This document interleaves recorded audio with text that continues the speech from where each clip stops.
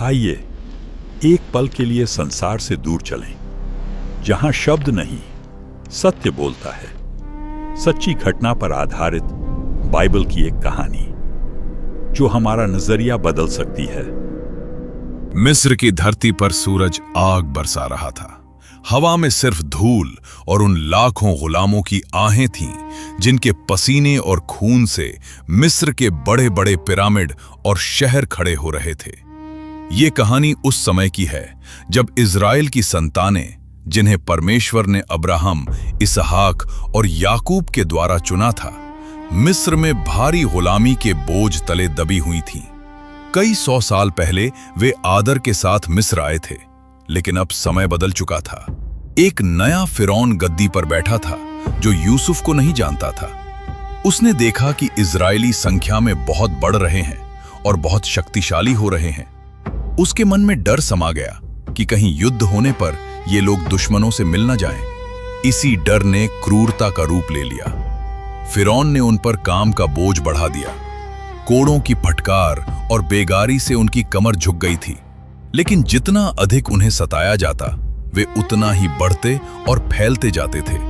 फिरौन का डर नफरत में बदल गया। उसने एक भयानक आदेश जारी किया, एक ऐसा आदेश जिसने हर इब्रानी मां का दिल दहला दिया। उसने दाइयों को हुक्म दिया कि जब भी इब्रानी महिलाओं के बेटा पैदा हो तो उसे मार डाला जाए। लेकिन परमेश्वर का भय मानने वाली दाइयों ने राजा की आज्ञा नहीं मानी और बच्चों को जीवित छोड़ दिया। जब फिरौन ने देखा कि उसकी ये चाल नाकाम हो गई, तो उसने अपने सारे लोगों को एक खुला फरमान सुनाया कि इजरायलियों के यहां जो भी बेटा पैदा हो उसे नील नदी में फेंक दिया जाए, केवल बेटियों को जीवित रखा जाए। पूरे गोशेन देश में मातम छा गया। हर घर में डर का साया था।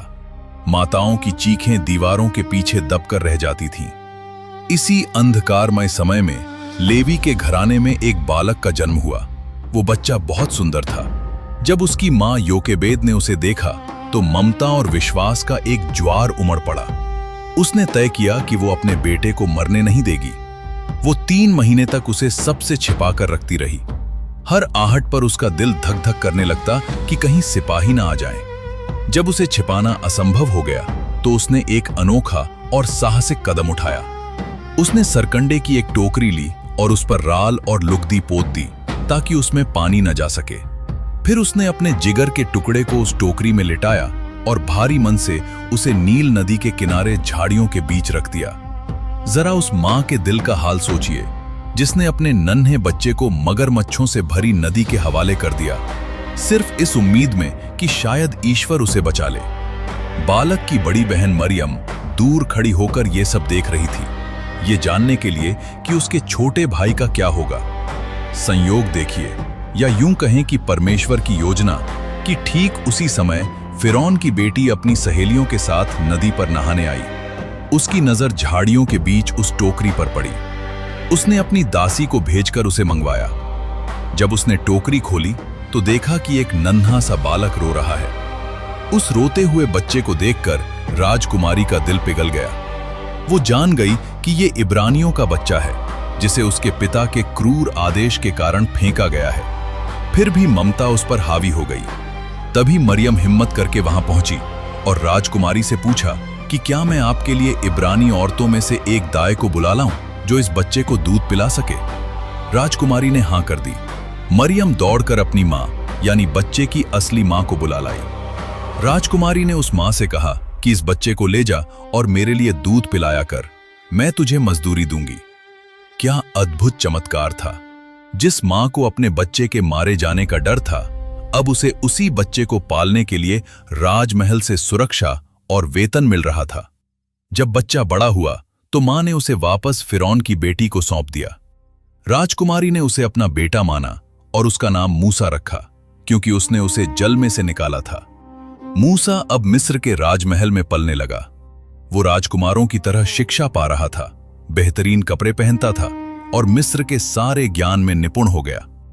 लेकिन उसके खून में, उसकी आत्मा में, वो जानता था कि वो मिस्र का नहीं है। वो जानता था कि जो लोग बाहर धूप में ईंटें बना रहे हैं, वे उसके अपने भाई बंधु हैं। एक दिन जब मूसा बड़ा हो गया वो अपने भाइयों को देखने बाहर गया। उसने देखा कि एक मिस्री एक इब्रानी गुलाम को बेरहमी से मार रहा है। मूसा के अंदर का क्रोध जाग उठा। उसने इधर उधर देखा और जब कोई न दिखा तो उसने उस मिस्री को मार डाला और उसकी लाश को रेत में छिपा दिया। उसे लगा कि उसने न्याय किया है, लेकिन अगले दिन जब वो फिर बाहर गया और दो इब्रानियों को आपस में लड़ते देखा तो उन्हें समझाने की कोशिश की। तब उनमें से एक ने ताना मारा कि क्या तू मुझे भी वैसे ही मार डालेगा जैसे तूने उस मिस्री को मारा था। मूसा घबरा गया। वो समझ गया कि उसका भेद खुल चुका है। फिरौन को भी इस बात का पता चल गया और वो मूसा की जान लेने पर उतारू हो गया। जान बचाने के लिए मूसा को वो राजमहल, वो शानो शौकत छोड़कर भागना पड़ा। वो मिस्र से भागकर मिद्यान देश में पहुंचा। वहां वो एक कुएं के पास बैठ गया, थका हुआ, अकेला और भगोड़ा। वहां मिद्यान के याजक यित्रो की 7 बेटियां अपनी भेड़ों को पानी पिलाने आईं, लेकिन कुछ चरवाहों ने उन्हें खदेड़ दिया। मूसा ने उठकर उन लड़कियों की मदद की और उनकी भेड़ों को पानी पिलाया। इस नेकी के कारण उसे यित्रो के घर में पनाह मिली। यित्रो ने अपनी बेटी सिप्पोसेरा का विवाह मूसा से कर दिया। अब मूसा का जीवन पूरी तरह बदल चुका था। कल तक जो मिस्र का राजकुमार था, जिसके आगे पीछे नौकर दौड़ते थे, अब वो एक साधारण चरवाहा था। वो रेगिस्तान की धूल और गर्मी में अपने ससुर की भेड़ें चराता था। 40 साल बीत गए। मिस्र की यादें धुंधली होने लगी थीं। मूसा अब 80 साल का हो चुका था, एक शांत और विनम्र बुजुर्ग जो अपनी लाठी के सहारे भेड़ों को हाँकता था। लेकिन परमेश्वर अपने लोगों को नहीं भूला था। मिस्र में इजरायलियों की हालत बदतर होती जा रही थी। उनकी चीख पुकार स्वर्ग तक पहुंच रही थी। एक दिन मूसा भेड़ों को चराते हुए होरेब पर्वत, जिसे परमेश्वर का पर्वत कहा जाता है, तक पहुंच गया। वहां उसने एक अद्भुत दृश्य देखा। एक झाड़ी में आग लगी हुई थी, लपटें उठ रही थीं, लेकिन झाड़ी जलकर राख नहीं हो रही थी। मूसा हैरानी से उसे देखने के लिए आगे बढ़ा। तभी झाड़ी के बीच से एक आवाज आई, मूसा, मूसा। मूसा सहम गया और बोला, मैं यहां हूं। आवाज ने कहा, इधर पास मत आ, अपनी जूतियां उतार दे, क्योंकि जिस स्थान पर तू खड़ा है वो पवित्र भूमि है। यह परमेश्वर की आवाज थी। परमेश्वर ने मूसा से कहा कि मैंने मिस्र में अपनी प्रजा का दुख देखा है, उनकी चिल्लाहट सुनी है और मैं उन्हें छुड़ाने के लिए उतरा हूं। और मैं तुझे फिरौन के पास भेजूंगा ताकि तू मेरी प्रजा को मिस्र से निकाल लाए। मूसा कांप उठा। उसने कहा, मैं कौन हूं जो फिरौन के पास जाऊं? मैं तो बोलने में भी निपुण नहीं हूं, मेरी जीभ तुतलाती है। लेकिन परमेश्वर ने उससे कहा, कौन मनुष्य का मुंह बनाता है? क्या मैं नहीं? मैं तेरे साथ रहूंगा। परमेश्वर ने अपनी शक्ति दिखाने के लिए मूसा की लाठी को सांप में बदला और फिर वापस लाठी बना दिया। उसने मूसा को अपना नाम मैं जो हूं सो हूं बताया। मूसा के संकोच को देखते हुए परमेश्वर ने उसके भाई हारून को उसका प्रवक्ता नियुक्त किया। आखिरकार मूसा अपनी पत्नी और बच्चों को लेकर हाथ में परमेश्वर की लाठी लिए मिस्र की ओर चल पड़ा। 40 साल बाद वो वापस लौटा था, अब एक राजकुमार के रूप में नहीं, बल्कि परमेश्वर के नबी के रूप में। मूसा और हारून फिरौन के दरबार में पहुंचे। उन्होंने परमेश्वर का संदेश सुनाया। इज़राइल का परमेश्वर यहोवा कहता है, मेरी प्रजा को जाने दे ताकि वे जंगल में मेरे लिए पर्व मनाएं। लेकिन फिरौन, जो खुद को देवता मानता था, अहंकार से भर गया। उसने कहा, यहोवा कौन है? मैं उसे नहीं जानता और मैं इज़राइल को नहीं जाने दूंगा। उसने गुस्से में आकर इज़राइलियों का काम और कठिन कर दिया। अब उन्हें ईंटें बनाने के लिए पुआल भी खुद इकट्ठा करना पड़ता था। लेकिन ईंटों की गिनती कम नहीं की गई। लोग मूसा को कोसने लगे। मूसा ने परमेश्वर के सामने अपना दुख उंडेला। तब परमेश्वर ने कहा, अब तू देखेगा कि मैं फिरौन के साथ क्या करता हूं। और यहां से शुरू हुआ वो महायुद्ध जो एक अहंकारी राजा और सर्वशक्तिमान परमेश्वर के बीच था। मिस्र पर 10 भयानक विपत्तियां टूट पड़ी। पहली विपत्ति में मूसा ने अपनी लाठी नील नदी के जल पर मारी और पूरा पानी खून बन गया। मछलियां मर गईं, नदी से बदबू आने लगी। लोग पानी के लिए तरस गए, लेकिन फिरौन का दिल कठोर रहा। फिर दूसरी विपत्ति आई, मेंढक। नदी से निकलकर करोड़ों मेंढक घरों में, बिस्तरों पर, बर्तनों में और रसोइयों में घुस गए। फिरौन ने विनती की, मेंढक मर गए, लेकिन राहत मिलते ही वो फिर मुकर गया। इसके बाद धूल से जुएं बनी, फिर कीड़े आए जिन्होंने देश को बर्बाद कर दिया। हर बार फिरौन वादा करता और मुकर जाता। इसके बाद पशुओं में महामारी फैली, फिर मनुष्यों और जानवरों के शरीरों पर बड़े बड़े फोड़े निकल आए। फिर भारी ओले गिरे और आग की बारिश हुई जिसने खेतों को नष्ट कर दिया। इसके बाद टिड्डियों का दल आया जो बची खुची हरियाली खा गया।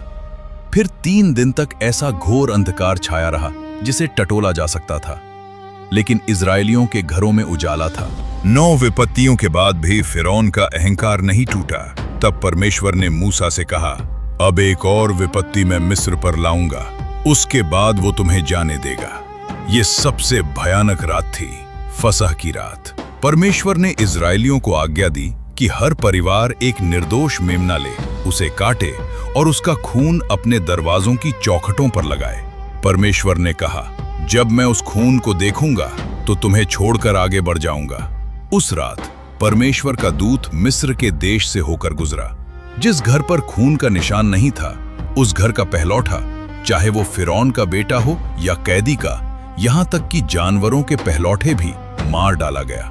आधी रात को मिस्र में एक ऐसा कोहराम मचा जैसा न कभी हुआ था और न कभी होगा। हर मिस्री घर में एक लाश थी। फिरौन ने रात ही में मूसा और हारून को बुलाया और कहा, निकल जाओ, तुम और तुम्हारे लोग सब निकल जाओ और अपने परमेश्वर की उपासना करो। मिस्र के लोग इतने डर गए थे कि उन्होंने इजरायलियों को अपना सोना, चांदी और कपड़े देकर विदा किया। इस तरह 430 साल की गुलामी के बाद लाखों इजरायली पुरुष, स्त्रियां, बच्चे और बहुत से पशु विजयी होकर मिस्र से निकले। दिन में बादल का खंभा और रात में आग का खंभा बनकर परमेश्वर स्वयं उनकी अगुवाई कर रहा था। परंतु कहानी अभी खत्म नहीं हुई थी। जब फिरौन को होश आया कि उसने अपने लाखों गुलामों को खो दिया है, तो उसका मन फिर बदल गया। उसने अपने रथ, घुड़सवार और पूरी सेना तैयार की और उनका पीछा किया। इधर इजरायली लाल सागर के तट पर पहुंचे ही थे कि उन्होंने पीछे धूल का गुबार देखा। फिरौन की सेना आ रही थी। आगे गहरा समुद्र था, पीछे मौत। लोग डर के मारे चिल्लाने लगे, क्या मिस्र में कब्रें नहीं थीं जो तू हमें यहां मरने को ले आया? मूसा ने लोगों से कहा, डरो मत, खड़े रहकर वो उद्धार का काम देखो जो यहोवा आज तुम्हारे लिए करेगा। जिन मिस्रियों को तुम आज देख रहे हो, उन्हें फिर कभी नहीं देखोगे। मूसा ने परमेश्वर की आज्ञा पाकर अपनी लाठी समुद्र के ऊपर बढ़ाई। तभी एक पूर्वी आंधी चली, पानी 2 भागों में बंट गया। पानी की दीवारें दाहिनी और बाईं ओर खड़ी हो गईं और बीच में सूखी जमीन निकल आई। ये एक अकल्पनीय दृश्य था। लाखों इजरायली समुद्र के बीच से सूखी जमीन पर चल पड़े। मिस्री सेना भी उनके पीछे समुद्र के बीच में उतर गई। लेकिन जब इजरायली पार हो गए तो परमेश्वर ने मूसा से कहा, अपना हाथ समुद्र के ऊपर बढ़ा। जैसे ही मूसा ने हाथ बढ़ाया, पानी की दीवारें गिर पड़ीं। फिरौन के रथ, घोड़े और घुड़सवार सब के सब समुद्र की गहराइयों में समा गए। एक भी नहीं बचा। उस सुबह इजराइल ने समुद्र के किनारे अपने शत्रुओं की लाशें देखीं और उन्होंने जाना कि यहोवा ही सच्चा परमेश्वर है। मरियम और स्त्रियां डफली लेकर नाचने और गाने लगीं। स्वतंत्रता मिल चुकी थी, लेकिन अब असली परीक्षा शुरू हुई, जंगल का सफर। यह सफर सिर्फ एक जगह से दूसरी जगह जाने का नहीं था, बल्कि गुलामों की मानसिकता को बदलकर उन्हें परमेश्वर की प्रजा बनाने का था। वे अभी मिस्र से निकले थे, लेकिन मिस्र उनके दिलों से नहीं निकला था। 3 दिन चलते ही पानी खत्म हो गया। जब मारा नामक जगह पर पानी मिला तो वो कड़वा था। लोग फिर बुड़बुड़ाने लगे। मूसा ने परमेश्वर की ओर देखा और परमेश्वर ने एक लकड़ी दिखाई जिसे पानी में डालने पर वो मीठा हो गया। फिर खाने की समस्या आई। लोग मिस्र की हांडियों को याद करके रोने लगे। परमेश्वर ने उनकी सुन ली। शाम को बटेरें आईं और सुबह ओस के साथ एक महीन वस्तु जमीन पर पड़ी मिली, मन्ना। यह स्वर्गदूतों का भोजन था, जिसका स्वाद शहद के पुए जैसा था। परमेश्वर ने 40 साल तक उन्हें यह मन्ना खिलाया। जब पानी की फिर कमी हुई तो लोग मूसा को पत्थरवाह करने को तैयार हो गए। मूसा ने चट्टान पर लाठी मारी और उसमें से सोते फूट पड़े। सफर करते हुए वे सीनै पर्वत के पास पहुंचे। ये वही जगह थी जहां परमेश्वर ने मूसा को झाड़ी में दर्शन दिया था। यहां एक बहुत बड़ी घटना घटी। परमेश्वर पर्वत पर उतरा। पूरा पहाड़ धुएं से भर गया, बिजली चमकने लगी और बादल गरजने लगे। नरसिंगे की आवाज बहुत तेज होती गई। लोग डर से कांप रहे थे। परमेश्वर ने अपनी आवाज में 10 आज्ञाएं सुनाई। मैं तेरा परमेश्वर यहोवा हूं, मेरे सिवाय तेरा कोई दूसरा परमेश्वर न हो। तू मूरत न बनाना, हत्या न करना, व्यभिचार न करना, चोरी न करना। मूसा परमेश्वर से मिलने पहाड़ के ऊपर गया। वो वहां 40 दिन और 40 रात रहा। वहां परमेश्वर ने उसे पत्थर की 2 तख्तियां दी, जिन पर अपने हाथ से 10 आज्ञाएं लिखी थीं। परमेश्वर ने उसे निवास स्थान का नक्शा भी दिया कि कैसे उसकी आराधना करनी है। लेकिन नीचे घाटी में कुछ और ही चल रहा था। जब लोगों ने देखा कि मूसा को आने में देर हो रही है, तो वे बेचैन हो गए। उन्होंने हारून को घेरा और कहा, हमारे लिए देवता बना जो हमारे आगे चले, क्योंकि उस मूसा को क्या हुआ हम नहीं जानते। दबाव में आकर हारून ने उनसे सोने के गहने मांगे और उन्हें गलाकर एक सोने का बछड़ा बना दिया। लोग उसके चारों ओर नाचने लगे। हे इज़राइल, यही तेरा देवता है जो तुझे मिस्र से निकाल लाया। ये घोर पाप था। पहाड़ पर परमेश्वर ने मूसा से कहा, नीचे जा, तेरी प्रजा बिगड़ गई है। परमेश्वर का क्रोध भड़क उठा। लेकिन मूसा ने परमेश्वर के सामने गिड़गिड़ाकर प्रार्थना की और उन्हें नाश होने से बचाया। जब मूसा नीचे आया और उसने वो नाच गाना और बछड़ा देखा, तो उसका गुस्सा बेकाबू हो गया। उसने पत्थर की वे तख्तियां जिन पर परमेश्वर की लिखावट थी, पटक कर तोड़ दी। उसने उस बछड़े को आग में जलाकर पीस डाला और पानी में मिलाकर लोगों को पिलाया। उस दिन लेवियों ने तलवार उठाई और पापियों को दंड दिया। मूसा को फिर से पहाड़ पर जाना पड़ा ताकि नई तख्तियां बनवा सके। इसके बाद इजरायलियों ने परमेश्वर का निवास स्थान बनाया। परमेश्वर की महिमा उसमें भर गई। वे जब भी बादल उठता कूच करते और जब ठहरता वे पड़ाव डालते। वे वादा की गई कनान देश की सीमा तक पहुंच गए। मूसा ने 12 जासूसों को देश का भेद लेने भेजा। 40 दिन बाद वे लौटे। उन्होंने कहा, देश तो बहुत अच्छा है, दूध और शहद की नदियां बहती हैं, लेकिन वहां के लोग दानव जैसे हैं और शहर किले बंद है। हम उन्हें नहीं हरा सकते। 10 जासूसों ने लोगों को डरा दिया। सिर्फ यहोशू और कालेब ने कहा, हम जीत सकते हैं क्योंकि परमेश्वर हमारे साथ है। लेकिन लोग डर गए और रोने लगे, काश हम मिस्र में ही मर जाते। उन्होंने परमेश्वर पर विश्वास नहीं किया। इस अविश्वास के कारण परमेश्वर ने फैसला सुनाया, तुम में से जितने 20 साल से ऊपर के हैं वे उस अच्छे देश में नहीं जाएंगे, वे इसी जंगल में मरेंगे। सिर्फ तुम्हारे बच्चे और यहोशू और कालेब वहां जाएंगे। इस प्रकार एक लंबी और दुखद यात्रा शुरू हुई। 40 साल तक जंगल में भटकने की सजा। इन 40 सालों में वो पुरानी पीढ़ी धीरे धीरे खत्म होती गई। मूसा ने उन्हें परमेश्वर के नियम सिखाए, उनके झगड़े सुलझाए और उनकी अगुवाई की। एक बार फिर जब पानी की कमी हुई तो मूसा ने क्रोध में आकर चट्टान से बात करने के बजाय उस पर 2 बार लाठी मार दी। पानी तो निकला, लेकिन परमेश्वर ने मूसा से कहा, तूने मेरी पवित्रता लोगों के सामने प्रकट नहीं की, इसलिए तू भी इस प्रजा को उस देश में नहीं ले जाएगा। यह मूसा के लिए बहुत बड़ा झटका था। लेकिन उसने विनम्रता से इसे स्वीकार किया। समय बीता गया। रेगिस्तान की आंधियों ने मूसा के चेहरे पर लकीरें बना दी थीं, लेकिन बाइबल कहती है कि 120 वर्ष की आयु में भी न तो उसकी आंखों की रोशनी कम हुई थी और न ही उसकी शक्ति घटी थी। जब 40 साल पूरे हुए तो वे फिर से कनान देश की सीमा पर यर्दन नदी के पार मोआब के मैदान में आ खड़े हुए। अब मूसा के जाने का वक्त आ गया था। वो जानता था कि उसका काम पूरा हो चुका है। उसने पूरी सभा को बुलाया और अपना आखिरी संदेश दिया। उसने उन्हें याद दिलाया कि कैसे परमेश्वर ने उन्हें चलाया, खिलाया और बचाया। उसने उन्हें चेतावनी दी कि यदि वे परमेश्वर की आज्ञा मानेंगे तो आशीष पाएंगे और यदि भटकेंगे तो नष्ट हो जाएंगे। फिर उसने यहोशू को अपना उत्तराधिकारी नियुक्त किया और सबके सामने उसे ढांढस बंधाया। फिर परमेश्वर ने मूसा को नबो पहाड़ की पिसगा चोटी पर चढ़ने को कहा।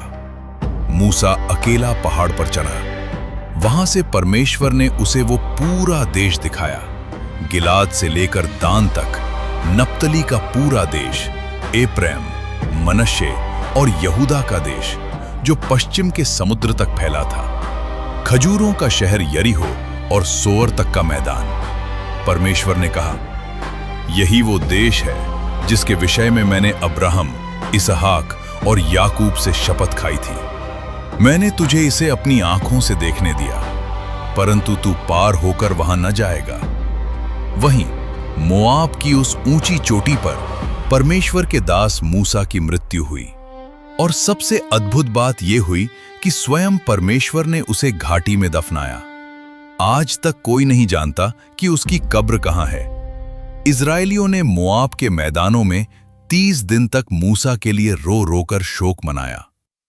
मूसा जैसा नबी फिर इजराइल में नहीं उठा जिससे यहोवा ने आमने सामने बातें की हों।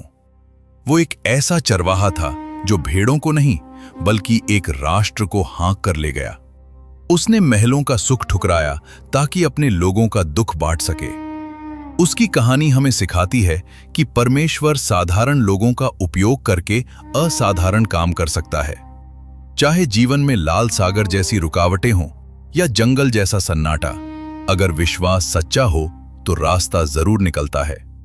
मूसा अपनी मंजिल तक शरीर में नहीं पहुंच पाया, लेकिन उसने अपनी असली मंजिल परमेश्वर के हृदय को पा लिया था। अगर आप बाइबल को गहराई से जानना चाहते हैं तो हमारे साथ जुड़िए। हम आपको बताएंगे बाइबल के हर पात्र की कहानी, उनका विश्वास, उनका संघर्ष और उनका उद्देश्य। अभी सब्सक्राइब करें worship of God YouTube channel और परमेश्वर के वचन को और गहराई से जानें।